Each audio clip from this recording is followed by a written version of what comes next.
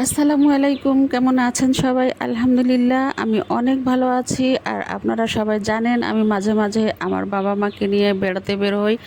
আমি অনেক দূরে কোথাও নিয়ে যেতে পারি না, আগে নিয়ে গিয়েছি যখন তাদের শরীরে শক্তি সামর্থ্য ছিল, হাঁটতে পারতেন, তখন আমি যেখানে যেখানে গিয়েছি সবখানে আমি বেড়াতে নিয়ে গিয়েছি।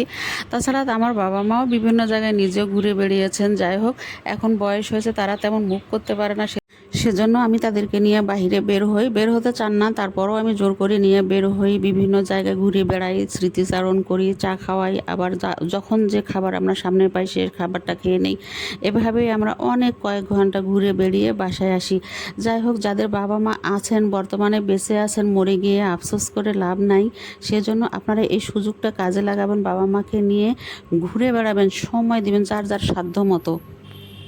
কারণ বাবা মাকে খুশি করতে অনেক কিছুর প্রয়োজন হয় না, খুব সামান্যতেই তারা খুবই সন্তুষ্টি লাভ করে। যাই হোক, আজকে মা দিবস, বিশ্বের সকল মায়েদের প্রতি বিনম্র শ্রদ্ধা, সেই সাথে বাবাদের প্রতিও বিনম্র শ্রদ্ধা।